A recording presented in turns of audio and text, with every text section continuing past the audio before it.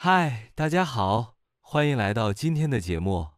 也许你还没到30岁，正在为未来努力；也许你刚刚30岁，开始重新思考生活；也许你已经过了30岁，回头看看，也有很多感悟。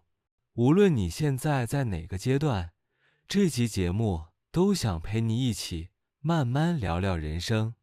30岁不是一个界限，也不是一个终点，它只是一个让我们更懂自己、更温柔面对生活的时刻。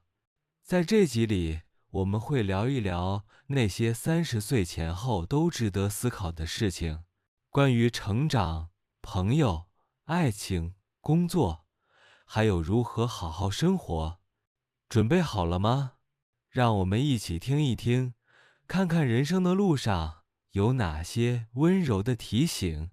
30岁以前，你应该知道一些事情，不是别人的标准，而是关于你自己的人生。很多人到了30岁，会开始想，我到底在做什么？我是不是走对方向了？其实不用太紧张，30岁并不是一个可怕的数字，而是一个让你更清楚自己的人生阶段。有的人25岁就结婚，有的人40岁才找到喜欢的工作，没有谁早，也没有谁晚。重要的是，你要慢慢学会了解自己，你喜欢什么，你不喜欢什么，你想成为什么样的人，这些问题比你赚多少钱，你买了房吗更重要。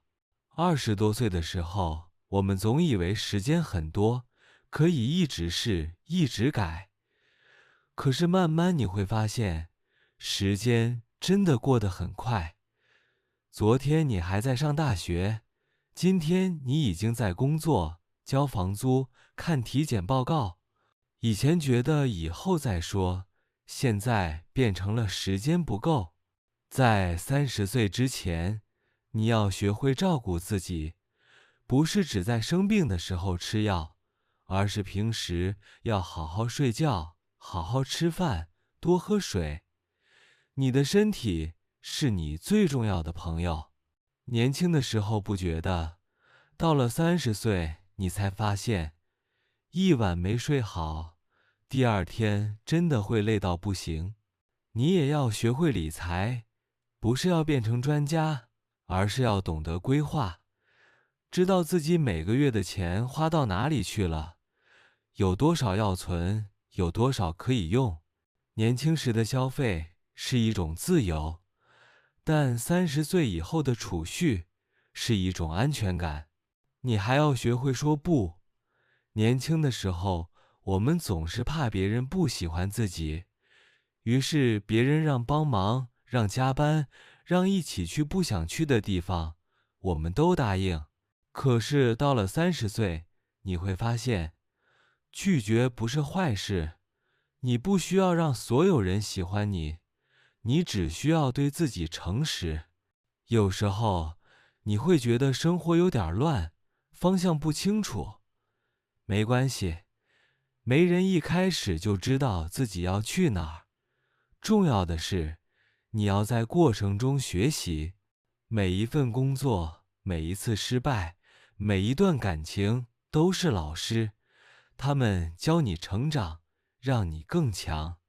到了30岁，你也要学会放下比较，别人的生活不是你的标准。有人事业成功，有人家庭幸福，有人环游世界，你看到的只是他们的一部分，而他们也有不容易的地方。真正的成熟是不再拿自己和别人比，而是专心过自己的生活。朋友也要慢慢筛选，你不需要太多朋友，只要几个真心的就够了。那些愿意在你难过时听你说话，在你开心时一起笑的人，他们比什么都珍贵。别再为了合群去参加不喜欢的聚会，也别浪费时间在让你疲惫的人身上。爱情也许不是像电影那样浪漫。30岁以前，你要明白，好的爱情不是完美无缺，而是舒服、互相理解、一起成长。爱一个人不只是心动，而是可以做自己，还能被理解。也许你还没遇到那个人，也没关系。比起急着结婚，更重要的是学会爱自己。在工作上，你要学会承担，也要学会放松。不要总觉得我一定要更好。有时候，你也可以停下来，看看自己已经做了多少。30岁不是终点，而是新的开始。你有经验，有故事，也有更清晰的方向。还有一件事，别忘了保持好奇。很多人30岁后就觉得我懂了，其实世界还很大，还有很多你没见过的地方，没学过的知识，没体验过的快乐。保持一点好奇心，你的生活会更有趣。学会独处也很重要。你要能一个人去吃饭，去旅行，去看电影。孤独不是坏事，而是你和自己相处的机会。当你懂得享受安静，你就不会再害怕孤单。记得对家人好一点，小时候他们照顾你，长大后你要学会照顾他们。打个电话，发个消息，一起吃顿饭，这些小事都能让他们安心。30岁前，你也要明白，失败很正常，谁都不会一帆风顺。